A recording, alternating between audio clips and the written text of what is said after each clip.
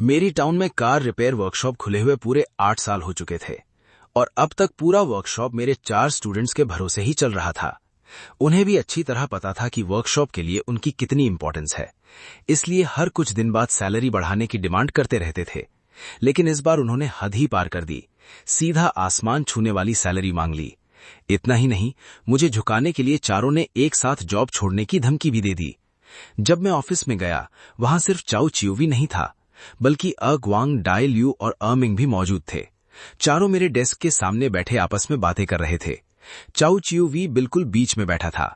उसके सामने रखे एस्ट्रे में वो पहले ही 3 सिगरेट बुझा चुका था। मास्टर, बैठिए। मैं नहीं बैठा, बस डेस्क के पास पीठ टिकाकर खड़ा रहा। क्या बात है, बोलो। चाउ चियोवी ने हाथ में बची सिगरेट का आखिरी कश लिया और सीधा एस्ट्रे में बुझा दिया। उसने मेरी तरफ देखा तक नहीं। मास्टर, हम चारों ने अच्छे से बात कर ली है।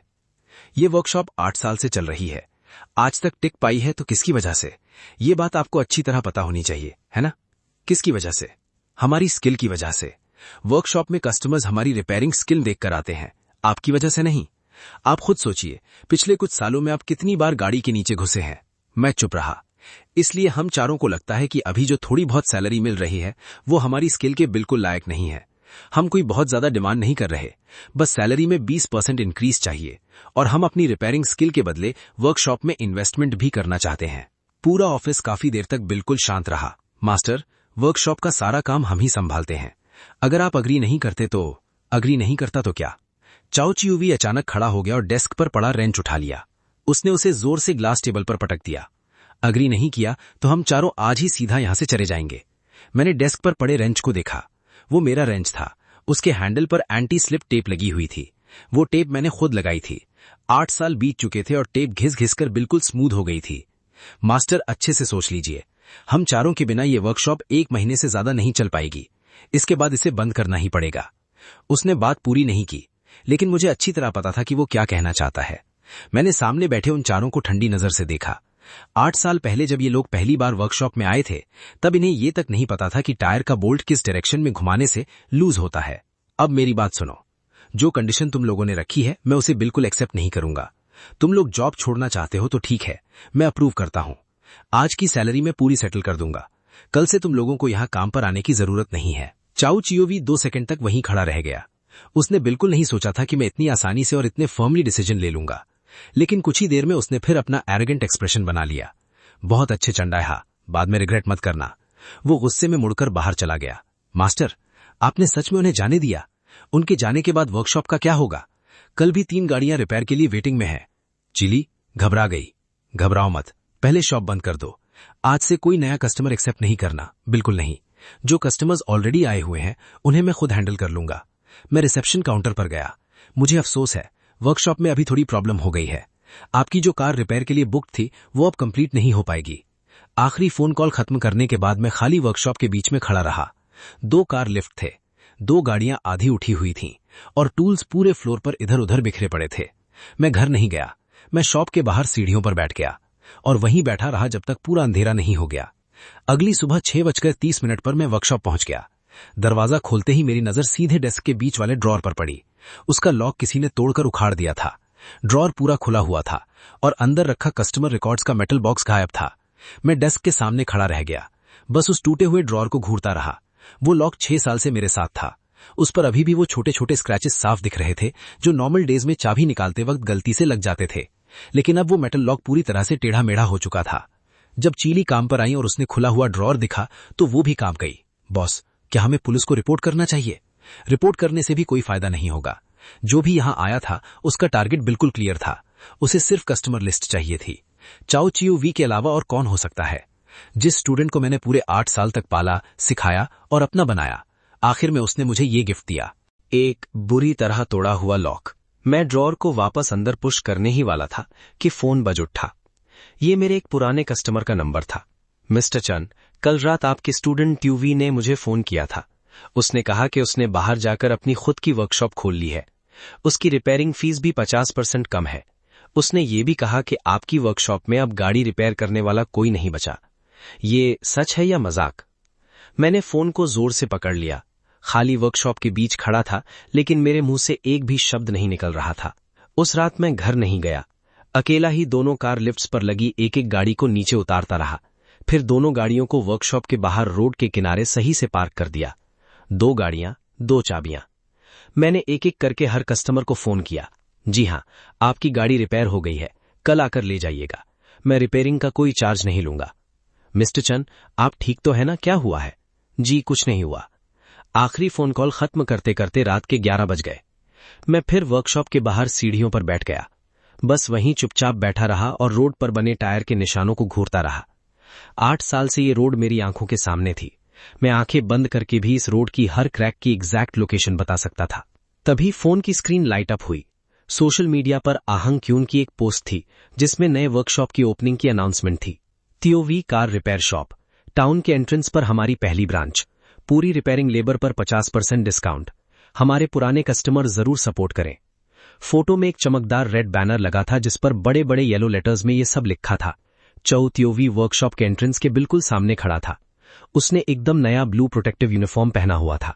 वो इतनी जोर से मुस्कुरा रहा था कि उसकी मुस्कान आंखों को चुभ रही थी। मैं काफी देर तक उस फोटो को घूरता रहा। फिर मैंने फोन की स्क्रीन बंद कर दी। अगली सुबह 6 बजे मैं वर्कशॉप पहुंचा। मैंने रोलिंग शटर उठाया और टूल बॉक्स को पूरा खोल दिया। एक एक करके सारे टूल्स बाहर निकालने लगा। Wrench, socket set, torque wrench, hex keys, ये वो सारे टूल्स थे जिन्हें मैंने 8 साल तक पैसे जोड़ जोड़कर खरीदा था।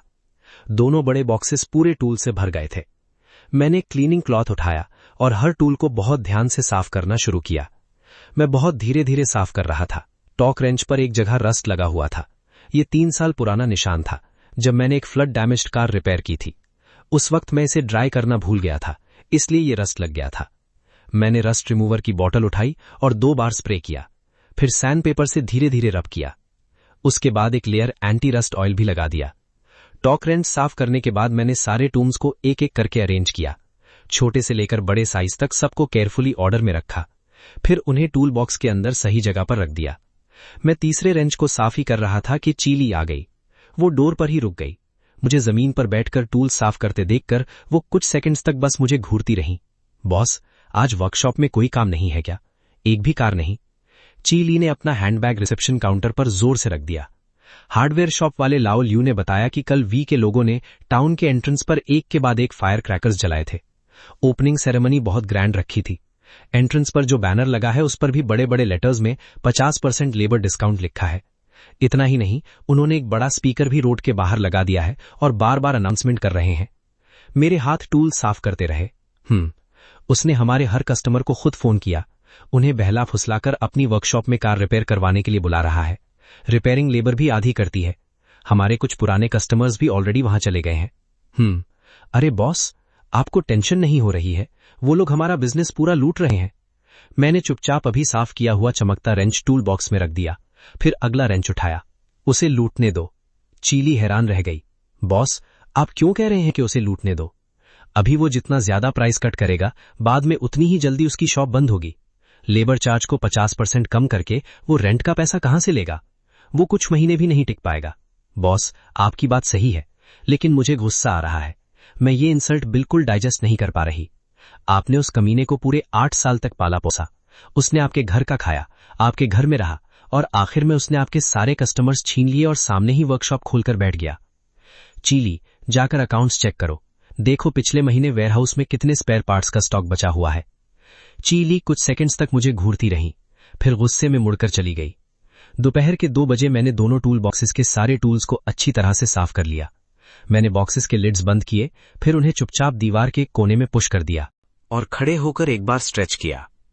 पूरा दिन बीत गया, एक भी कार वर्कशॉप में नहीं आई। तभी चीली रिसेप्शन से भागती हुई अंदर आई।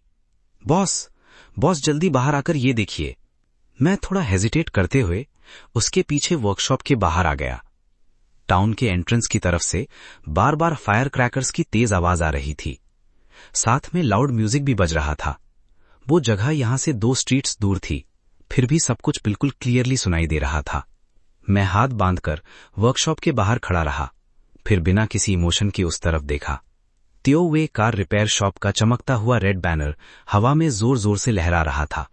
उसकी वर्कशॉप के बाहर कई कार्स लाइन में खड़ी थीं और कस्टमर्स लगातार अंदर बाहर आ जा रहे थे। क्या ये वही गाड़ी नहीं है जो मिस्टर जाओ की है? हमारी रेगुलर कस्टमर? अभी पिछले महीने ही तो वो गियर बॉक्स ऑयल चेंज करवाने आए थे। मैं चुप रहा। वो व्हाइट यूलिंग कार भी देखो, वो ओल्ड ल्यू के घर की डिलीवरी कार है। बॉस, आप पिछले 3 साल से उसकी सर्विसिंग कर रहे हो। हर बार वो आपकी रिपेयरिंग स्किल्स की तारीफ करता था, लेकिन अब और मत देखो। शटर आधा गिरा दो। आज जल्दी शॉप बंद कर देते हैं। अभी शॉप बंद कर दे बॉस, अभी तो सिर्फ 4 बजी हैं।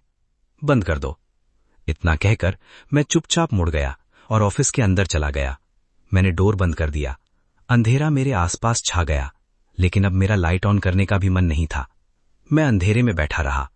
2 गली दूर से दूसरी तरफ का म्यूजिक अभी भी सुनाई दे रहा था, जिसमें पटाखों की आवाज और लोगों की हंसी मजाक भी मिली हुई थी। मेरा फोन फिर से लाइट अप हुआ। एक अननोन नंबर से मैसेज था। मास्टर, क्या आपने मेरी नई शॉप देखी? 50% डिस्काउंट पर रिपेयरिंग का काम काफी अच्छा चल रहा है। मास्टर की शॉप पर अब कोई गाड़ी रिपेयर करवाने आता भी है क्या? अगर शॉप अब और नहीं चल पा रही है तो मुझे बस एक बार बता देना, मैं आपको कुछ कस्टमर्स रेफर कर दूंगा। मैं उन मैसेजेस को बार बार देखता रहा, लेकिन कोई रिप्लाई नहीं किया। मैंने मैसेज डिलीट कर दिया और फोन टेबल पर फेंक दिया। उस रात मैं घर नहीं गया। मैं शॉप के पुराने सोफे पर ही सो गया और अपनी वर्कशॉप वाली जैकेट को ओढ़ लिया। रात के बीच में मेरी एक बार आंख खुल गई। पूरी वर्कशॉप घने अंधेरे में डूबी हुई थी। 4 कार लिफ्ट्स वहां खड़ी थीं, बिल्कुल ऐसे जैसे 4 रोबोट्स के हाथ काट दिए गए हों। मैंने अपने बदन को सिकोड़ा और जैकेट को और कसकर लपेट लिया। अगली सुबह अभी पूरी तरह रोशनी भी नहीं हुई थी। मैं गली के कोने वाले ब्रेकफास्ट स्टॉल पर गया और सोए मिल्क और यूटियाओ खरीदा। बॉस चैन, कल आपका बड़ा स्टूडेंट मार्केट के एंट्रेंस पर खड़ा था। उसने एक बात बोली थी जो सीधा मेरे कान में पड़ी। उसने क्या कहा था? हाँ, याद आया। उसने कहा, मेरे मास्टर का रिपेयरिंग का तरीका तो 8 जमाने पुराना हो चुका है। अब कौन सा जमाना है जो अभी भी गाड़ी के नीचे घुसकर इधर उधर हाथ से रिपेयर करता है? बॉस चैन, आप उसकी बात का बुरा मत मानना। उसका मुंह कैसा है आप भी तो जानते ही हो। कोई बात नहीं। मैं सोए मिल्क और यूटियाओ लेकर वापस चल दिया। मैंने नजर उठाकर शाओवे की ऑटो रिपेयर शॉप की तरफ देखा। शॉप के सामने फोड़े गए पटाखों के टुकड़े हवा में इधर उधर उड़े पड़े थे। मैं बिना रुके सीधा अपनी शॉप की तरफ चलता रहा। शॉप के बाहर वाली सीढ़ी पर धड़ से बैठ गया और एक ही सांस में पूरा सोए मिल्क पी गया। यूटियाओ खत्म करने के बाद मैं खड़ा हुआ। मैंने कॉर्नर में रखे उन दोनों टूल बॉक्सेस को खींचकर बाहर निकाल लिया, जिन्हें मैं पूरा एक दिन बैठकर साफ कर रहा था। मैंने फिर से हर एक टूल को एक एक करके बाहर निकाला और उन चमकते हुए टूल्स को ध्यान से देखने लगा। उसके बाद मैंने कॉर्नर में पड़ी एक पुरानी प्लाईवुड की शीट निकाली। मैंने उस पर जल्दी जल्दी कुछ लाइंस लिख दी। मुश्किल से मुश्किल कार प्रॉब्लम्स का स्पेशलिस्ट। जो गाड़ी दूसरी शॉप्स रिपेयर नहीं कर पाती, उसे यहां ले आओ। ये तुम क्या बकवास लिख रहे हो? साइन बोर्ड है। कौन सा साइन बोर्ड? नया साइन बोर्ड। नया साइन बोर्ड लगाए हुए दूसरा दिन हो गया, लेकिन उससे एक भी कस्टमर मेरी शॉप पर नहीं आया। आखिर तुमने इस बोर्ड पर यह सब लिखा ही क्यों है? मुश्किल से मुश्किल कार प्रॉब्लम्स का स्पेशलिस्ट। इस पर कौन भरोसा करेगा? लोग तुम्हारी शॉप देखेंगे तो एक भी गाड़ी खड़ी नहीं है, फिर कौन अपनी गाड़ी तुमसे रिपेयर करवाएगा? मैं उस आदमी को जवाब देने की भी जरूरत नहीं समझा। मैं बस शॉप के बाहर कुर्सी पर चुपचाप बैठा रहा और अपनी पुरानी नोटबुक पलटने लगा। ये नोटबुक मेरे साथ पूरे 8 साल से थी। उसका लेदर कवर जगह जगह से घिसकर उतर चुका था। कॉर्नर्स भी पूरी तरह मुरझा गए थे, लेकिन अंदर हर पेज पर बहुत सारी राइटिंग थी। मैंने हर मॉडल की कॉमन प्रॉब्लम्स और उन्हें डायग्नोज करके रिपेयर करने के तरीके को बहुत केयरफुली नोट किया हुआ था। सुबह 9:30 बजे के आसपास आचियांग वहां से गुजरा। वो शॉप के बाहर कुछ देर खड़ा रहा और अपना सर खुजाने लगा। मास्टर, मैं अपना टूल बॉक्स लेने आया हूं। कॉर्नर में पीछे रखा है, खुद जाकर ले लो। आचियांग चुपचाप अंदर चला गया। उसके कदम बहुत धीमे और संभल कर पड़ रहे थे। वो कॉर्नर में गया और अपना टूल बॉक्स उठा लिया। मेरे पास से गुजरते वक्त वो एक पल के लिए रुक गया। मास्टर, ब्रदर वी ने कहा है अगर आप उनकी शॉप पर आ जाओ तो वो आपको हेड मैकेनिक बना देंगे। सैलरी भी अभी से ज्यादा होगी। मुझे नहीं चाहिए। मास्टर, आचियांग, अगर तुम जाना चाहते हो तो मैं तुम्हें नहीं रोकूंगा, लेकिन मुझे समझाने की कोशिश मत करना। उसी दोपहर दाल यू भी आ गया। मास्टर, मैं अपना सामान लेने आया हूं, ले जाओ। वो अंदर गया, ड्रॉअर खोला और अपने कुछ कॉमनली यूज्ड स्पैनर्स और एक टॉक रेंच निकाल लिया। रिसेप्शन डेस्क पर खड़ी सिस्टर ली दालियों को टूल्स बैग में रखते हुए देखती रही। उसने अपने होंठ कसकर बंद कर लिए और कुछ नहीं कहा, लेकिन आखिर में वो खुद को रोक नहीं पाई। बॉस, आपको बुरा नहीं लग रहा? किस बात का बुरा? एक एक करके सब चले जा रहे हैं। आपने इन सबको इतने सालों तक ट्रेन किया, एक बार जाने का डिसाइड किया और बस चले गए। जो बाद में गया वो पहले वाले से भी ज्यादा रूथलेस था, एक प्रॉपर गुड बाय तक नहीं बोला। उनके पैर हैं, जहां जाना है जाने दो। तो आप उनसे बात कीजिए ना, उन्हें एक बार डांट दीजिए, वो भी चलेगा। कम से कम उन्हें पता तो चले कि आप उनसे गुस्सा हैं। डांटने से क्या फायदा? जब उन्होंने ये डिसीजन लिया था तभी से वो सब कुछ अच्छी तरह प्लान कर चुके थे। उसे पहले से पता था कि मुझे गुस्सा आएगा, चाहे मैं उन्हें गाली दूं या ना दूं, वो फिर भी चले ही जाते। सिस्टर ली कुछ कहने के लिए मुंह खोलने वाली थी, लेकिन फिर मुड़कर रिसेप्शन काउंटर के पीछे चली गई। मैं शॉप के बाहर बैठा था। ग्रे टाइल्स वाली फ्लोर पर एक क्रैक पड़ा था। ये क्रैक 1 साल पहले पड़ा था, जब मैं इंजन निकाल रहा था और सिलेंडर ब्लॉक हाथ से गिरकर फ्लोर पर जा लगा था। मैंने आंखें बंद की और उस वक्त को याद करने लगा जब वो सिर्फ 16 साल का था। जिस साल वो पहली बार शॉप पर आया था, उसका बदन बहुत पतला और छोटा था। उसने कहा था, मैं पढ़ना नहीं चाहता, मैं आपके साथ रहकर कोई स्किल सीखना चाहता हूं। ठीक है, इसे मेरे साथ रहने दो। पहले दिन मैंने उसे एक स्पैनर लाने को कहा। उसे 10 और 12 के बीच का डिफरेंस भी नहीं पता था। 3 बार गलत स्पैनर लेकर आया। मैंने उसे बिल्कुल नहीं डांटा, बस पेशेंटली उसे एक एक करके सब आइडेंटिफाई करना सिखाया। 1 हफ्ते बाद उसने इंजन ऑयल चेंज करना सीख लिया। 1 महीने बाद वो खुद टायर्स निकाल और लगा सकता था। जो पहला इंजन मैंने उसे डिसमेंटल और असेंबल करना सिखाया, वो एक पुरानी जेटा का इंजन था। मैंने उसका हाथ पकड़कर उसे कैम गियर की एग्जैक्ट पोजीशन सेट करना सिखाया। उसके हाथ बहुत छोटे थे, वो टॉर्क रेंज को पूरी तरह पकड़ भी नहीं पाता था। इसीलिए मैंने एंटी स्लिप टेप निकाली और रेंज के हैंडल पर कुछ लेयर्स लपेट दी ताकि उसे पकड़ने में आसानी हो।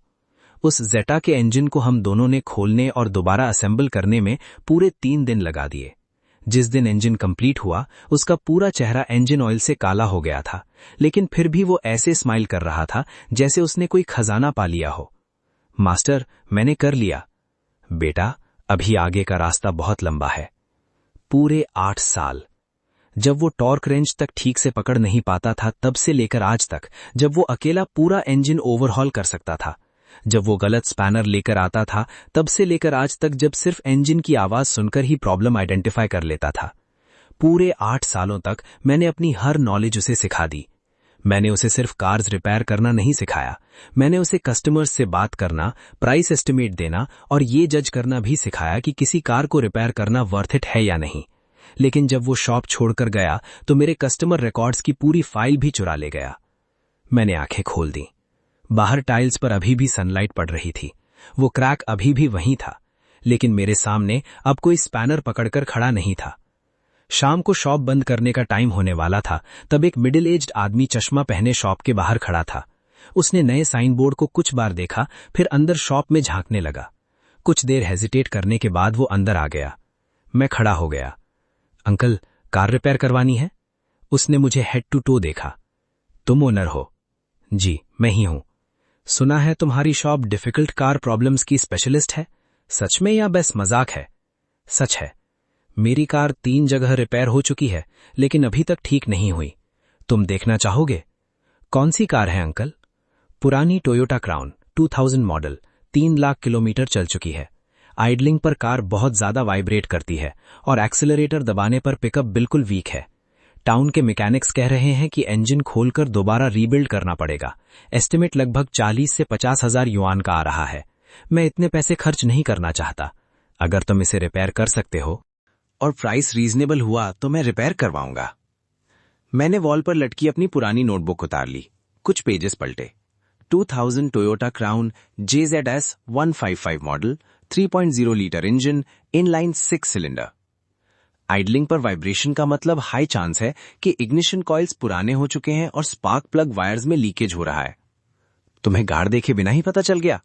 जरूरत नहीं, इस प्रॉब्लम को मैं बहुत बार रिपेयर कर चुका हूं। तो चलो मेरी कार देख लो। मैंने वॉल पर लटका हुआ अपना वर्क यूनिफॉर्म उठाया और उस पर लगी डस्ट झाड़ दी। कार कहाँ है अंकल? मैं उस चश्मे वाले आदमी के साथ रोड के दूसरी तरफ चला गया। वहां वो पुरानी क्राउन खड़ी थी। बॉडी सिल्वर ग्रे कलर की थी। पेंट की शाइन काफी कम हो चुकी थी, लेकिन कार की बॉडी लाइंस अभी भी बहुत अच्छी कंडीशन में थी। 2000 model JZS 155 3.0 litre engine, inline 6 cylinder. जब ये कार नई थी तब इसका प्राइस 4 लाख युआन से भी ज्यादा था। अब यूज्ड कार मार्केट में शायद इसकी वैल्यू बस 10-20,000 युआन के आसपास होगी। लेकिन इस कार का एक एडवांटेज था, अगर इसका मेंटेनेंस अच्छे से किया जाए तो ये और 10 साल तक भी आसानी से चल सकती थी। मैंने जल्दी से बोनट नहीं खोला। पहले मैं कार के अराउंड एक राउंड लगाकर एग्जॉस्ट स्मोक का कलर चेक करने लगा। स्मोक हल्का व्हाइट ग्रे था, ना ब्लू स्मोक था ना ब्लैक स्मोक। फिर मैं नीचे बैठकर कार के अंडर साइड को देखा। कहीं भी ऑयल लीकेज का कोई क्लियर साइन नहीं था। जब आप कार लेकर यहां आए तब आइडलिंग स्मूथ थी? नहीं। रेड लाइट पर रुकते ही कार बहुत जोर से वाइब्रेट करती है, स्टीयरिंग व्हील भी साथ में हिलता है। एक्सेलरेशन के वक्त क्या होता है? एक्सेलरेटर दबाने पर रिस्पॉन्स बहुत स्लो होता है, पिकअप बिल्कुल वीक फील होता है। लेकिन जब स्पीड 60 किलोमीटर पर आवर से ऊपर चली जाती है तब प्रॉब्लम कम हो जाती है। मैंने सर हिला दिया। बिल्कुल वैसा ही था जैसा मैंने सोचा था। लो स्पीड पर इग्निशन करंट सफिशिएंट नहीं मिल रहा था। हाई स्पीड पर इग्निशन सिस्टम का लोड कम हो जाता है, इसलिए प्रॉब्लम उतनी क्लियरली फील नहीं होती। ये टिपिकल एजिंग इग्निशन कॉइल की प्रॉब्लम थी। मैंने बोनेट खोला और इंजन के राइट साइड में लगे इग्निशन कॉइल्स की तरफ इशारा किया। इसमें टोटल 6 इग्निशन कॉइल्स हैं। ओरिजिनल कंपनी वाले एक्सपेंसिव हैं और आफ्टर मार्केट वाले लगभग आधी प्राइस में मिल जाते हैं। आप कौन सा लेना चाहेंगे? आपको क्या लगता है, ये जेन्युइन कंपनी वाला पार्ट कम से कम 80 से 1 लाख किलोमीटर तक चल जाएगा। आफ्टर मार्केट वाला कभी कभी 2 साल में ही खराब हो जाता है। दोनों में कुछ 100 युआन का डिफरेंस है और अगर इसे 8 साल में डिवाइड करो तो क्या ही फर्क पड़ता है। आप सच में ईमानदारी से काम करते हो। पिछली कुछ शॉप्स में जाते ही मैकेनिक बोल देते थे कि इंजन को बाहर निकालना पड़ेगा। उनका स्टार्टिंग प्राइस ही 3-4 हजार युआन से होता था और उन्हें खुद भी गारंटी नहीं होती थी कि गाड़ी ठीक होगी या नहीं। लेकिन आपने तो मुंह खोलते ही सीधा बोल दिया कि प्रॉब्लम इग्निशन कॉइल में है। अभी तक प्राइस भी नहीं बताया और वो लोग इंजन खोलने की बात कर रहे थे। वो लोग आपको बेवकूफ बना रहे थे। आपकी इस कार के इंजन में असल में कोई प्रॉब्लम नहीं है, सिर्फ इग्निशन सिस्टम पुराना होकर खराब हो गया है। एक नया सेट इग्निशन कॉइल्स और प्लग वायर्स लगा दो, गाड़ी बिल्कुल स्मूथ हो जाएगी। कितने पैसे लगेंगे? ओरिजिनल कंपनी के इग्निशन कॉइल्स 1200 युआन भी हैं, आफ्टर मार्केट वाले 600 के और ओरिजिनल प्लग वायर्स 300 युआन के हैं। आप खुद डिसाइड कर लीजिए। ओरिजिनल ही लगाओ, पूरा ओरिजिनल कंपनी का माल ही यूज करना। ठीक है, गाड़ी यहीं छोड़ दीजिए, कल शाम को आकर ले जाइएगा। वो आदमी मुझे कार की कीज देकर बाहर निकल गया, लेकिन कुछ कदम चलने के बाद अचानक पलटकर मेरी तरफ देखने लगा। बॉस, आपको डर नहीं लगता कि मैं गाड़ी यहां छोड़कर चला जाऊं और आप इसे खोलते खोलते डैमेज कर दो? अगर खोलते वक्त डैमेज हो गया तो मैं आपको बिल्कुल इसी मॉडल की एक नई गाड़ी दे दूंगा। वो आदमी बस हल्का सा मुस्कुराया और वहां से चला गया। मैं झुककर ड्राइवर सीट में जाने ही वाला था कि अचानक मेरी नजर सामने की तरफ पड़ी। कोई मुझे घूर रहा था। मैं सीधा खड़ा हुआ और उस तरफ देखा। चाओ चोवी अपनी शॉप के सामने खड़ा था। उसने दोनों हाथ सीने पर बांधे हुए थे और सीधा मेरी तरफ देख रहा था। बीच में पूरी एक रोड थी, इसलिए मैं उसका चेहरा क्लियरली नहीं देख पा रहा था, लेकिन उसके खड़े होने के तरीके से इतना पक्का था कि उसने सब कुछ देख लिया था। उसने उस चश्मे वाले आदमी को मुझे कार की कीज देते हुए देख लिया था। मैं क्राउन की ड्राइवर सीट पर बैठा, गाड़ी को शॉप के सामने रिपेयर वाले स्पॉट पर लेकर आया और बोनट खोल दिया। मैंने 6 इग्निशन कॉइल्स निकालना शुरू किया। जब तीसरा कॉइल निकाल रहा था तब बाहर से एक आदमी शॉप के अंदर आ गया। वो पास वाली हार्डवेयर शॉप का बुढ़ा ल्यू था। वो मेरे पास खड़ा होकर थोड़ी देर तक सब देखता रहा, फिर बोला, अरे चंद, तुम्हारी शॉप पर अभी भी कोई गाड़ी रिपेयर करवाने आता है? हाँ। ये क्राउन वाली गाड़ी है? हाँ, तो जरा संभल कर काम करना। तुम्हारा वो स्टूडेंट हर जगह जाकर बोल रहा है कि तुम्हारी शॉप अब बंद होने वाली है। वो तुम्हारा मजाक उड़ा रहा है कि तुम अभी तक डायग्नोस्टिक मशीन भी ठीक से यूज नहीं कर पाते। उसने अभी सोशल मीडिया पर एक स्टेटस भी डाला है। बूढ़े ल्यू ने फोन निकाला, कुछ देर स्क्रॉल किया और सीधा मेरे सामने कर दिया। स्क्रीन पर एक पोस्ट थी। चाओ च्यू वी ने लिखा था, हम डिफिकल्ट केसेस के स्पेशलिस्ट हैं। पोस्ट में मेरी तरफ इशारा करते हुए लिखा था कि मैं तो डायग्नोस्टिक स्कैनर तक यूज करना नहीं जानता, फिर भी डिफिकल्ट केसेस का स्पेशलिस्ट बनने चला हूं। उसकी 10 साल पुरानी रिपेयरिंग स्किल्स शायद तब काम आती होंगी, लेकिन आज के जमाने में कौन अभी भी हाथ से इंजन की प्रॉब्लम चेक करता है। नीचे मेरी शॉप के सामने लगे प्लाईवुड के बोर्ड की एक क्लोजअप फोटो भी लगी थी। फोटो जानबूझकर छुप कर ली गई थी। उसके नीचे एक उड़ंग ने लाइक किया था और डायल यू ने लाफिंग फेस वाला इमोजी कमेंट किया था। मैंने फोन वापस बूढ़े ल्यू को दे दिया। उससे जो करना है करने दो। आपको गुस्सा नहीं आ रहा? गुस्सा करने से क्या सॉल्व होगा? उसने इतनी बातें इसलिए बोली हैं क्योंकि अंदर से वो खुद डर रहा है। डर किस बात का? उसे डर है कि कहीं मैं सच में उस प्राडो को आसानी से ठीक ना कर दूं। बूढ़ा लियू और कुछ नहीं बोला। वो कुछ देर और वहां खड़ा रहा, फिर मुड़कर बाहर चला गया। दोपहर तक मैंने सारे 6 इग्निशन कॉइल्स निकाल दिए। जब उन्हें ध्यान से चेक किया तो उनमें से 3 में क्लियरली क्रैक्स पड़ चुके थे। हाई वोल्टेज करंट उन्हीं क्रैक्स के थ्रू लीक हो रहा था और इंजन ब्लॉक पर पीले रंग के जले हुए इलेक्ट्रिकल मार्क्स छोड़ रहा था। बाकी 2 कॉइल्स में क्रैक्स तो नहीं थे, लेकिन उनकी रबर सील्स बिल्कुल हार्ड हो चुकी थी और सीलिंग का काम भी ठीक से नहीं कर रही थी। यही वही प्रॉब्लम थी जिसके लिए लोग कह रहे थे कि कार को 3 गैराजेस में ले जाने के बाद भी कोई मैकेनिक इसे ठीक नहीं कर पाया। तीनों गैराज वाले इंजन के अंदर ही कॉम्प्लिकेटेड प्रॉब्लम्स ढूंढने में लगे रहे। किसी ने सबसे सिंपल चीज यानी इग्निशन सिस्टम को पहले चेक करने की जरूरत ही नहीं समझी। मैंने नए इग्निशन कॉइल्स और प्लग वायर्स निकाले और उन्हें रिप्लेस कर दिया। सब कुछ प्रॉपरली असेंबल करने के बाद मैंने कार स्टार्ट की। एक ही बार में इंजन स्टार्ट हो गया। आइडल पर इंजन इतना स्मूथली चल रहा था कि लग रहा था जैसे कार स्टार्ट ही नहीं हुई हो।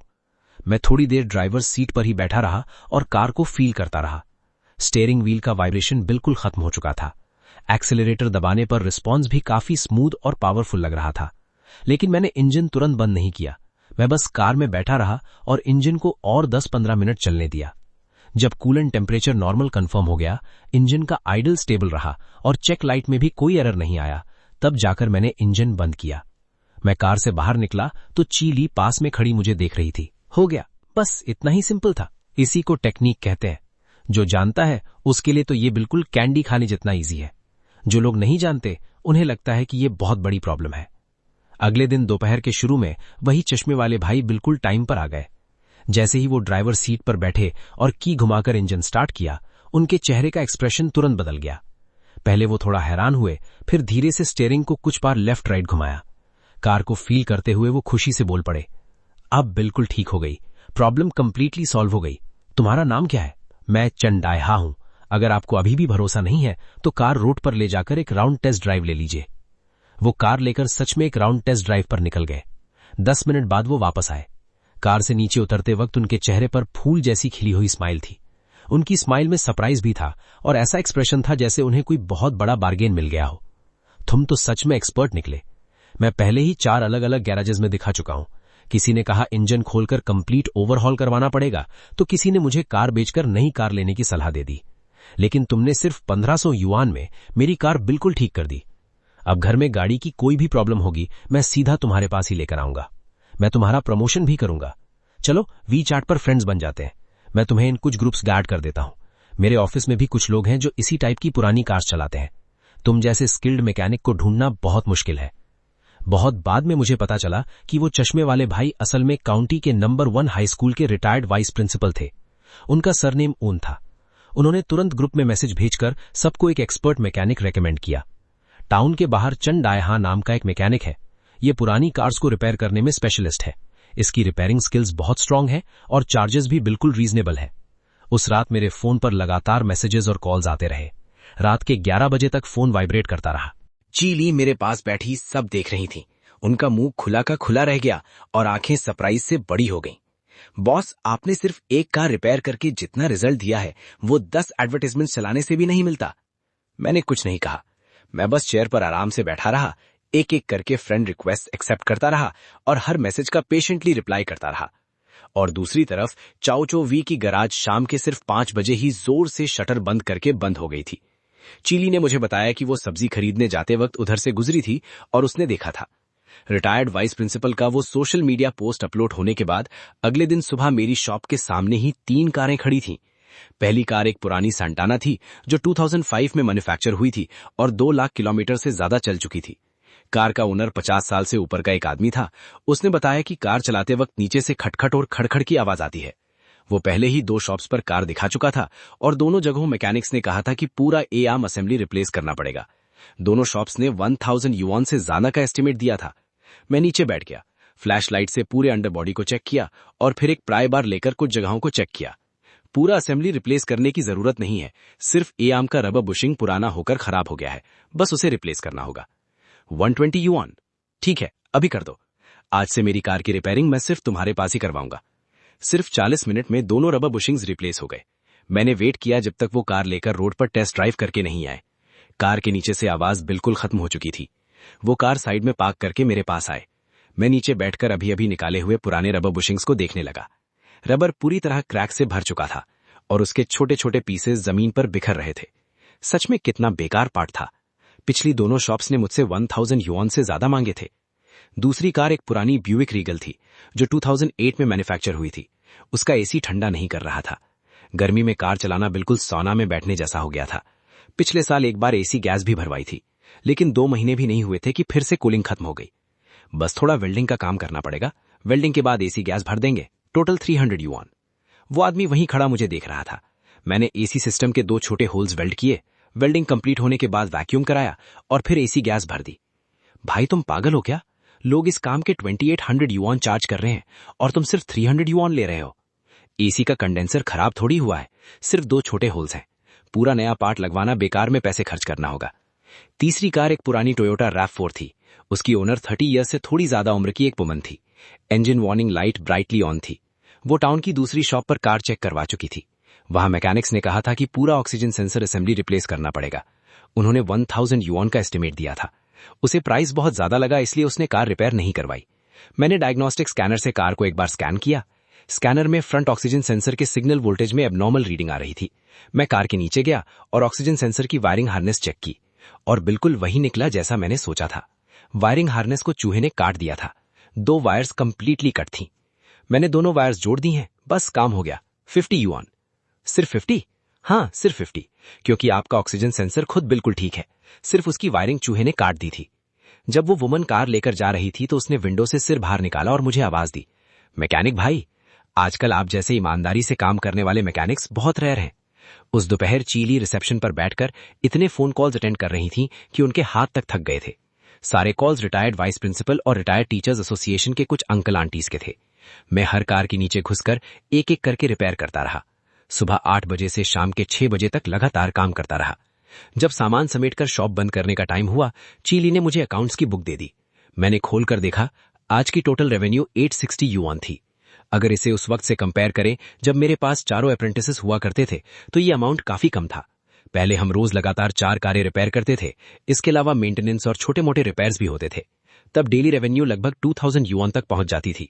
लेकिन आज जो 3 कारें रिपेयर हुई थी उनमें प्रॉफिट मार्जिन काफी हाई था। लेबर कॉस्ट बिल्कुल नहीं थी। पार्ट्स का पैसा भी जितना एक्चुअल लगा उतना ही चार्ज किया और अब किसी को फेक पार्टनरशिप शेयर भी नहीं देना पड़ रहा था। हिसाब लगाने पर देखा तो एक्चुअल प्रॉफिट पुराने टाइम से ज्यादा अलग नहीं था। कल शायद कस्टमर्स और भी ज्यादा होंगे। आपको कैसे पता? क्योंकि आज जिन 3 कार्स को मैंने रिपेयर किया है उनके ओनर्स घर जाकर अपने ग्रुप्स में मेरी शॉप का प्रमोशन जरूर करेंगे। उसी रात मेरा फोन फिर से लगातार वाइब्रेट होने लगा।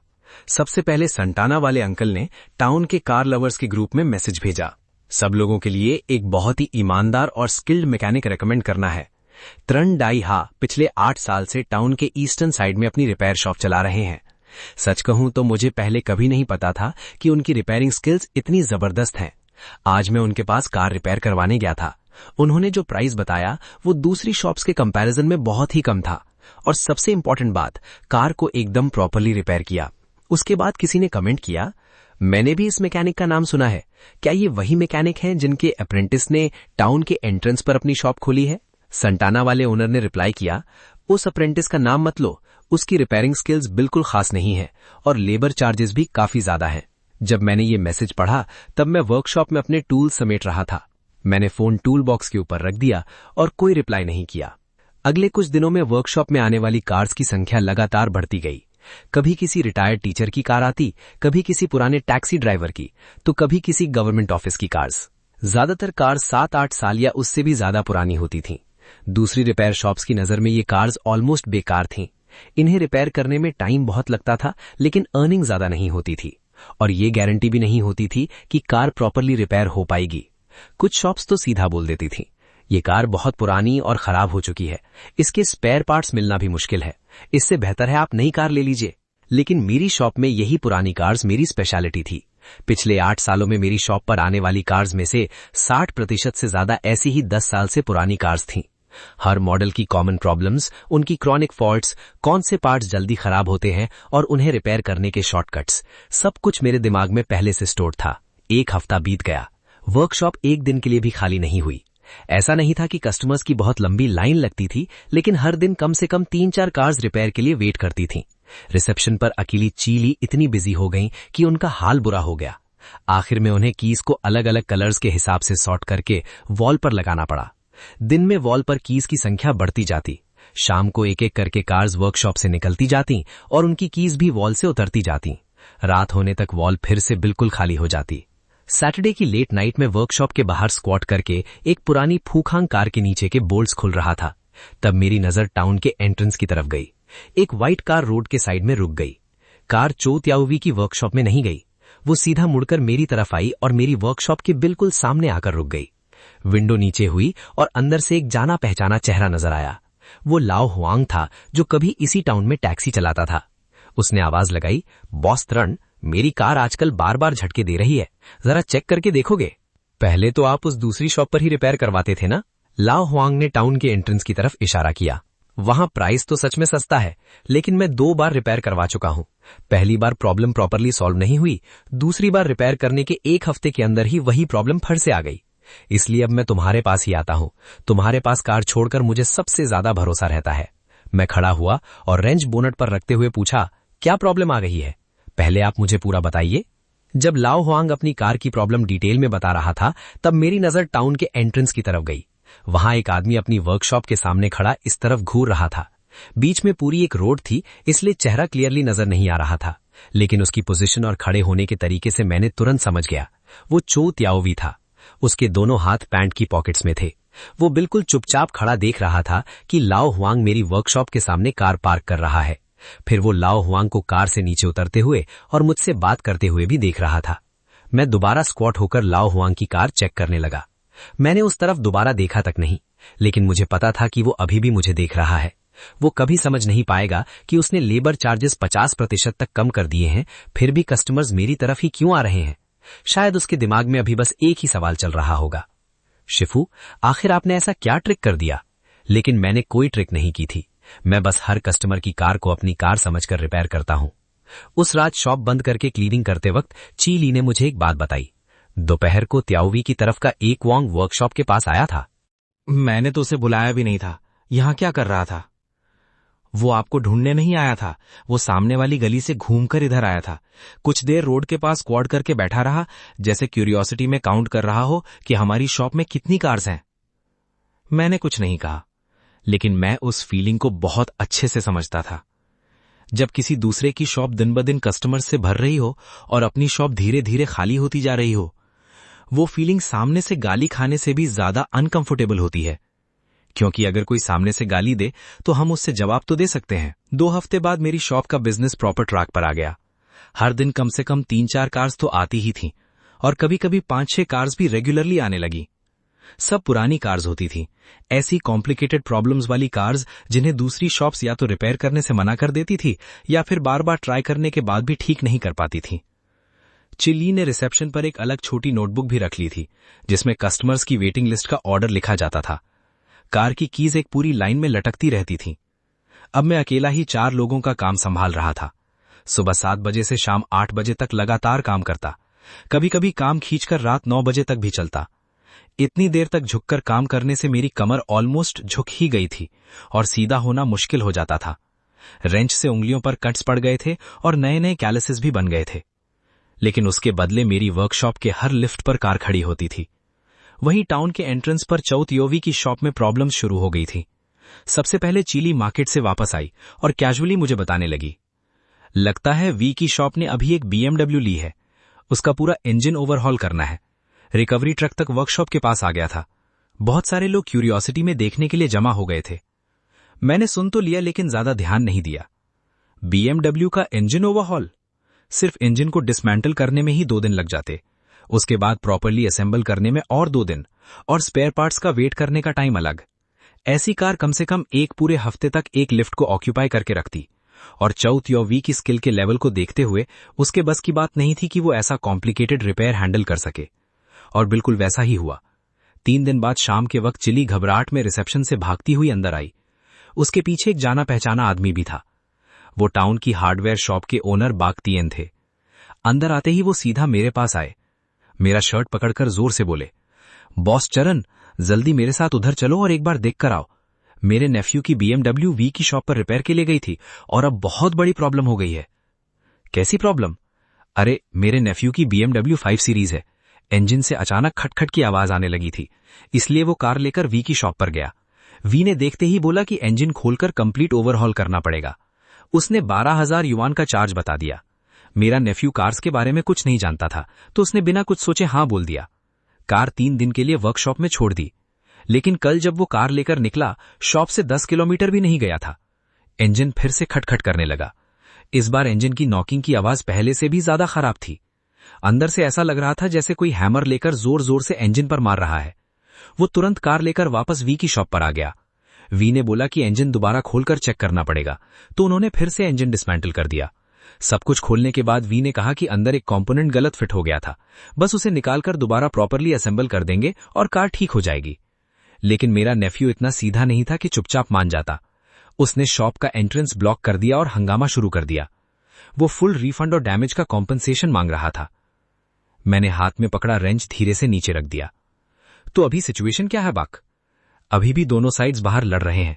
मेरे नेफ्यू के 2 अग्रेसिव फ्रेंड्स भी बुला लाया है। वी की साइड से भी उसके 3 अप्रेंटिसेस वहीं खड़े हैं। दोनों तरफ से एक दूसरे को जोर जोर से गालियां दे रहे हैं। लगता है बस अब मारपीट शुरू होने वाली है। चिली पास खड़ी बेचैन होकर बोली, बॉस आप एक बार उधर जाकर देख नहीं आते? नहीं जाऊंगा, मैंने सीधा मना कर दिया। बाक तियन तुरंत गुस्से में बोले, BMW तो आखिर तुम्हारे अप्रेंटिस ने ही खराब की है ना, मैंने थोड़ी खराब की है बाक, मेरा इससे कोई लेना देना नहीं है। लेकिन ठीक है, मैं उधर जाकर देख लेता हूं।